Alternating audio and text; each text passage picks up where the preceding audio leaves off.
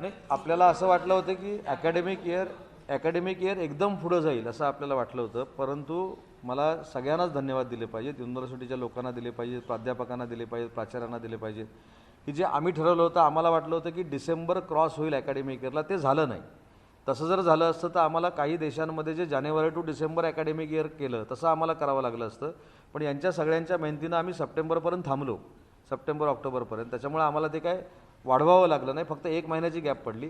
यावेळी पण बघा ना, आता जरी 12वीचे रिझल्ट आता लागले असले तर आम्ही काही करून सप्टेंबरमध्ये हे सगळं सुरू करण्याच्या मनस्थितीमध्ये आहोत आणि त्याच्यामध्ये आम्हाला यश येईल. त्याच्यामुळं कुठं आम्हाला सेपरेट करावं लागतं अशातला भाग नाही. मागच्या वर्षी मी हे पण सांगितलं होतं कदाचित आम्हाला सिलेबस कमी करावा लागेल, पण ती पण अडचण दूर केली सगळ्या प्राध्यापकांनी, विद्यार्थ्यांनी ते सगळं करून. तर मला असं वाटतं काही ठिकाणी झालं आहे, काही ठिकाणी थोडा अभ्यासक्रम त्यांनी कमी केला आहे, पण काही विद्यापीठ आहेत, काही प्रायव्हेट युनिव्हर्सिटी आहेत, त्यांनी 100% सिलेबस क्लिअर करून परीक्षा घेतलेल्या आहे.